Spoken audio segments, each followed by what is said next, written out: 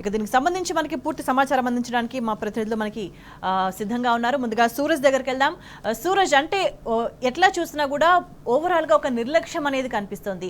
నిన్నటి నుంచి కూడా వరదల్లో ప్రజలు ఆ విధంగా చిక్కుకొని ఉంటే, ఆర్తనాదాలు చేస్తుంటే ప్రభుత్వం నుంచి ఎటువంటి స్పందన ఉంది, వాళ్ళకి కనీసం ఎటువంటి మాట ధైర్యం ఉంది, ఎటువంటి భరోసా ఉందన్న దానికి సంబంధించి చూస్తే మనకి జీరోగా కనిపిస్తుంది. ముందస్తుగా వాతావరణ శాఖ రెడ్ అలర్ట్ జారీ చేసింది. పలానా ప్రాంతాల్లోని క్లియర్ ఇన్ఫర్మేషన్ ఉంది, అయినా కూడా ముందస్తు చర్యలు లేవు, అధికారులకు ముందస్తు సూచనలు లేవు. ప్రజలకు కనీసం సమస్య వచ్చిన తర్వాత కూడా వెంటనే స్పందించి వాళ్ళ ప్రాణాలు కాపాడాలి. కానీ ప్రజల పరిస్థితి చాలా దయనీయంగా కనిపించింది. నిజంగా ఒక చోట వాళ్ళు ఉండే చోట 3 వైపుల నుంచి మొత్తం నీళ్లు చుట్టుముడితే వాళ్ళకి ఎక్కడికి పోవాలో తెలియని దిక్కుతోచని పరిస్థితి. ఎట్లా చూడాలి ఇదంతా కూడా? స్వేచ్ఛ అరేబియా సముద్రంలో ఏర్పడిన అల్పపీడన ద్రోణి వాయుగుండంగా మారిన విషయం తెలిసిందే. ఆ వాయుగుండమే ప్రస్తుతం తెలంగాణ, ఆంధ్ర రాష్ట్ర ప్రజలకు గండంగా మారిందని చెప్పాల్సి ఉంటుంది. 2 రాష్ట్రాల్లో కూడా గత 3 రోజులుగా వర్షం దంచి కొడుతుంది. రాష్ట్రంలోనైతే పలు చోట్ల 35 సెంటీమీటర్లు, 45 సెంటీమీటర్ల పైగా వర్షపాతం కురిసిన పరిస్థితి వాతావరణ శాఖ ద్వారా తెలుస్తుంది. అటు ఆంధ్రప్రదేశ్లో సైతం పెద్ద ఎత్తున వర్షాలు కూడడంతో విజయవాడ నగరం అంతా కూడా పూర్తిగా జలమయమైపోయింది. బుడమేరు మొత్తంగా విజయవాడను ముంచెత్తిందని చెప్పాల్సి ఉంటుంది. ఇక విజయవాడ శివారు ప్రాంతాల్లో ఉన్న ఖమ్మం అయితే పూర్తిగా మున్నేరు బారిన పడిగి పూర్తిగా మునిగిపోయిన పరిస్థితులు మనం చూస్తూనే ఉన్నాము. ఆ ఖమ్మం నుంచి 3 మంత్రులు ప్రాతినిధ్యం వహిస్తున్న విషయం తెలిసిందే, ప్రభుత్వానికి ప్రాతినిధ్యం వహిస్తున్న విషయం తెలిసిందే.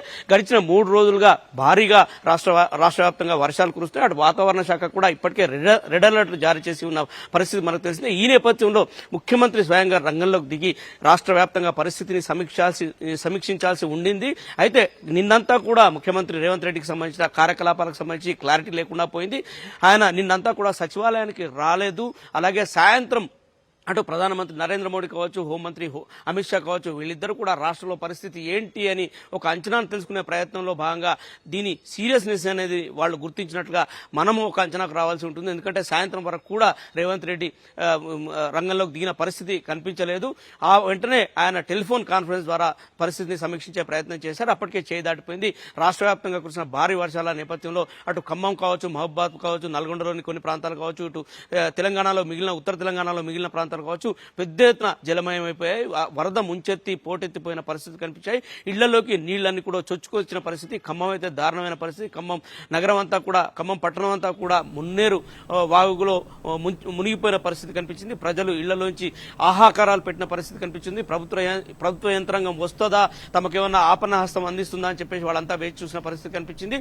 వీటన్నిటినీ కాలరాసిన మంత్రులు కూడా కనీసం ఖమ్మం వైపు తొక్కి చూడని పరిస్థితి. అటు పొంగులేటి స్థానిక మంత్రి ఇటు హైదరాబాద్ లోనే ఉండడం జరిగింది. నిన్న మధ్యాహ్నం తర్వాత కానీ ఆయనలో చెల్లెని రాలేదు. అటు బట్టి విక్రమార్క ఒక టూర్ లో ఉండి అక్కడి నుంచి అక్కడికి ఖమ్మం వెళ్లిపోయినా కానీ బట్టి విక్రమార్క అధికార యంత్రాంగాన్ని సమాయత్తం చేయలేకపోయారనే ఒక ఆరోపణ వెల్లువెత్తున్న పరిస్థితి కనిపిస్తుంది. ఇటు తుమ్మల నాగేశ్వరరావు కూడా సాయంత్రానికల్లా ఖమ్మం చేరినా కానీ ప్రజలు తుమ్మల నాగేశ్వరరావును పూర్తిగా వ్యతిరేకించిన పరిస్థితి కనిపిస్తుంది. ఆయన ప్రజల్లోకి వెళ్లి వాళ్ళని పరామర్శించే ప్రయత్నం చేసినప్పుడు పెద్ద ఎత్తున ప్రజలు తిరగబడ్డ పరిస్థితులు కనిపించాయి. అటు సీఎం డౌన్ డౌన్ అని చెప్తూ నినాదాలు ఇచ్చిన పరిస్థితి కనిపించింది.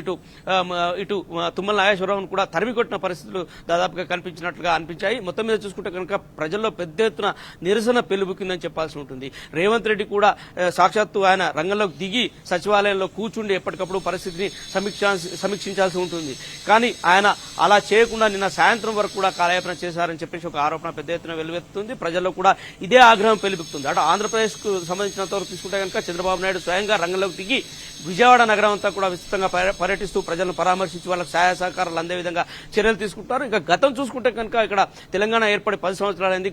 గడిచిన 10 సంవత్సరాల్లో కూడా అనేక సంవత్సరాలుగా కూడా భారీ వర్షాలు ఎన్నో నమోదైన పరిస్థితులు తలెత్తిన విషయం తెలిసింది. అన్ని సందర్భాల్లో కూడా అప్పట్లో ముఖ్యమంత్రిగా ఉన్న కేసీఆర్ ఎప్పటికప్పుడు పరిస్థితిని మదించి అధికార యంత్రాంగాన్ని అప్రమత్తం చేసిన ఉదంతాలు కోకొల్లలుగా ఉన్నాయి. ఆయన వర్షాకాలం వచ్చిందంటే ముఖ్యమంత్రిగా ఉన్న కేసీఆర్ అప్పట్లో ఆన్ టోస్ అంటే బొటనవేళ్ల మీద ఉండేవాడు. ఆయన అధికార యంత్రాంగాన్ని అంతా కూడా బొటనవేళ్లపై ఉండి నడిపించేవాడు. అటు సకాలంలో వర్షాలు కురిస్తే కనుక వ్యవసాయ శాఖ అధికారులను, రైతులను అప్రమత్తం చేసే విధంగా కొన్ని సూచనలు ఇవ్వడము, ఇటు అకాల వర్షాలు సంభవిస్తే కనుక ఎలాంటి ఎద్దడి పరిస్థితులు వస్తాయని చెప్పేసి ఎప్పటికప్పుడు అధికార యంత్రాంగాన్ని సమీక్షించడం, కలెక్టర్లను ఆదేశించడం, కలెక్టర్లను ఫీల్డ్లలో క్షేత్రస్థాయిలోకి దించి ప్రజలకు ఎలాంటి అసౌకర్యాలు అసౌకర్యాలు కలగకుండా చర్యలు చేపట్టడం, ముంపు ప్రాంతాల్లో గురైన వాళ్ళను సంరక్షించడానికి ఎప్పటికప్పుడు ఎన్డీఆర్ఎఫ్ బృందాలను, అటు స్టేట్ డిజాస్టర్ మేనేజ్మెంట్ బృందాలను కూడా రంగంలోకి దించడం, ఇట్లాంటి కార్యకలాపాలకు దిగేవారు. వెంటనే హెలికాప్టర్లను కూడా రంగంలోకి దించి ఎక్కడైనా ముంపు ప్రాంతాల్లో లేదా తీవ్రమైన వరద ప్రాంతాల్లో జనాలు ఎక్కడైనా నీళ్లలో మునిగిపోయిన పరిస్థితులు కనిపిస్తే కనుక వాళ్ళని వెంటనే హెలికాప్టర్లను రంగంలోకి దించి ఒడ్డుకు చేర్చే ప్రయత్నాలు ఎన్నో చేసేవాళ్ళు. ప్రస్తుతం ఈ ప్రాక్టీస్ అంతా కూడా లేకుండా పోయింది. ఇది కేవలం ప్రభుత్వానికి ఉన్న అనుభవరాహిత్యంగా కూడా విశ్లేషకులు భావిస్తున్న పరిస్థితి కనిపిస్తుంది. రేవంత్ రెడ్డి ముందస్తు హెచ్చరికలు ఉన్నా కానీ ఆయన రంగంలోకి దిగకపోవడం ఆయన అవగాహన రాహిత్యంగా కూడా రాజకీయ విశ్లేషకులు భావిస్తున్నారు. ఎందుకంటే వాతావరణ శాఖ చాలా స్పష్టమైన సూచనలు చేసింది. రాబోయే 3 రోజుల్లో కూడా భారీ వర్షాలు రాష్ట్ర వ్యాప్తంగా ఉంటాయని చెప్పేసి వాతావరణ శాఖ హెచ్చరించిన నేపథ్యంలో ఆయన ముందస్తుగా సమాయత్తమై ఉంటే ఇంత నష్టం జరిగి ఉండేది కాదని చెప్పేసి కూడా విశ్లేషకులు భావిస్తున్నారు. ఎందుకంటే దాదాపుగా 10ల సంఖ్యలో ప్రాణాలు కోల్పోయిన పరిస్థితి, మహబూబాద్ లాంటి చోట్లనైతే ఏకంగా రైల్వే ట్రాక్లు కొట్టుకుపోయిన పరిస్థితి, గ్రామాలు నీట మురిగిన పరిస్థితి, రోడ్లు అస్తవ్యస్తంగా మారాయి, ఎక్కడికక్కడ ప్రజాజీవనం స్తంభించిపోయిన పరిస్థితులు, జనజీవన స్రవంతి పూర్తిగా అడుగంటిపోయిన పరిస్థితి. ఇళ్లలో నుంచి జనాలు బయటకు వచ్చి మిద్దలు మేడలెక్కి హాహాకారాలు పెడుతూ ప్రభుత్వ యంత్రాంగం ఎక్కడైనా కనిపిస్తుందో వాళ్ళని సహాయం అర్థిద్దామనే పరిస్థితుల్లో ఉన్న నేపథ్యంలో ముఖ్యమంత్రి కావచ్చు, ప్రభుత్వ యంత్రాంగం కావచ్చు, మంత్రులు కావచ్చు